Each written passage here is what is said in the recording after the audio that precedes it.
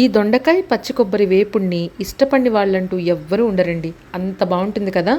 పెళ్ళిళ్ళల్లో కూడా చాలా ప్రత్యేకమైన డిష్ అని చెప్పొచ్చు. చూడటానికి ఎంత కలర్ఫుల్గా ఉందో తినటానికి కూడా అంతే రుచిగా ఉంటుంది. అండ్ ఈ వేపుడు ప్రత్యేకంగా వైట్ రైస్లో కూడా చక్కగా కలుపుకొని తినచ్చు. వీడియో పూర్తిగా చూడండి. అండ్ కొత్తగా చూసేవాళ్ళు మన ఛానల్ని సబ్స్క్రైబ్ చేసుకోవటం మర్చిపోవద్దు. ముందుగా ప్యాన్ పెట్టుకొని కాస్త ఆయిల్లో ఆవాలు, జీలకర్ర, అలాగే పచ్చిశనగపప్పు ఇది వేసేసి 2 నిమిషాల పాటు ఫ్రై చేసుకున్న తర్వాత ఒక పెద్ద ఆనియన్ని సన్నటి స్లైసెస్లా చేసుకొని నేను ఆ స్లైసెస్ని కూడా యాడ్ చేశాను. ఇష్టపడిన వాళ్ళు స్కిప్ చేసుకోవచ్చు, ఎందుకంటే ఉత్తి అన్నంలో కలుపుకునేటప్పుడు చాలా బాగుంటుందన్నమాట. సో ఇది ఫ్రై చేసుకునే ముందే కొంచెం ఉప్పు, పసుపు కూడా దీంట్లో యాడ్ చేసుకొని వీటిని చక్కగా ఫ్రై చేసుకోవాలి.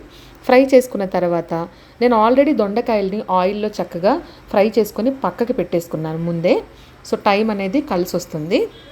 ఫ్రై కూడా చాలా టేస్టీగా ఉంటుంది. సో దొండకాయలు ఫ్రై చేసేటప్పుడు కాస్త ఉప్పు కూడా వేసి ఫ్రై చేసుకోండి. ఇప్పుడు వాటిని యాడ్ చేసేసి పల్లీలు, అలాగే కరివేపాకు, పల్లీలను కూడా ముందే నేను ఫ్రై చేసుకొని పెట్టుకున్నా. సో ఇవన్నీ కలిపేసి దీంట్లోనే సరిపడా కారము, ఉప్పు, నేను ఆల్రెడీ ఉప్పు 2 సార్లు యాడ్ చేశాను కాబట్టి ఇంకా యాడ్ చేయట్లేదు, నాకైతే సరిపోతుంది.